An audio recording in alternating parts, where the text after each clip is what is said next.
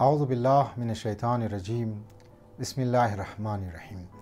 سلسله مباحث و گفتگوی زمو درباره معاد و درباره معاد بود. چندین ویدیو ما در خدمت شما جور کردم درباره معاد، درباره قیامت، که اگر کسی که برای قیامت یقین داشته باشه بسیار از خود امپکت پازیتیو کسته داره و اثرات مثبت داره.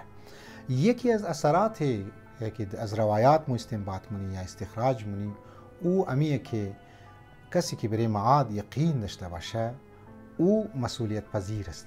او خود ریسپانسیبل خیال نه در مقابل مردم، او خود ذمہ دار خیال نه در مقابل اجتماع، او ذمہ دار خیال نه در مقابل مردم خو، او خود را یک به عنوان یک گازی که دیوتی بریز من سپرده شده، ما باید در مسائل مردم ما رسیدگی کنم، ما در مشکلات مردم ما باید رسیدگی کنم. بسیار مهم است.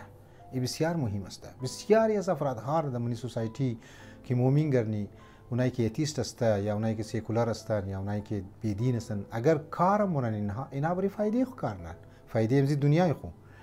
یکش از NGOs فند میگیره یا یکشی گولد مدال میگیره یا یکشی چیز میگیره، باز مایا اما مفادات شخصی خو مد نظر گرفته در برای مردم کمک مونه مردم را و پس پوشی بس دمزو اهداف خو میرسه.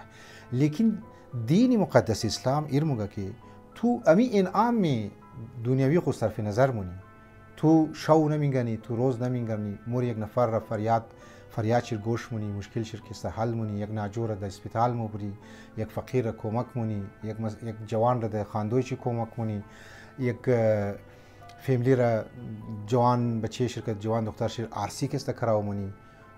ده از این نگاه که ما خدا از ما خوش میشه و ما که خدای خود در قیامت ملاقات مونم، ما قرب خدا را میخواهیم حاصل کنم.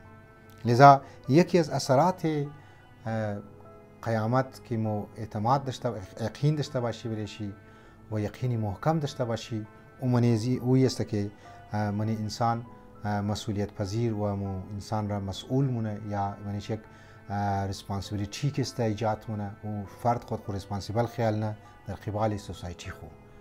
خداوند متعال مر توفیق بده که صحیح معنی مو معاد را طرف شی توجه بدی.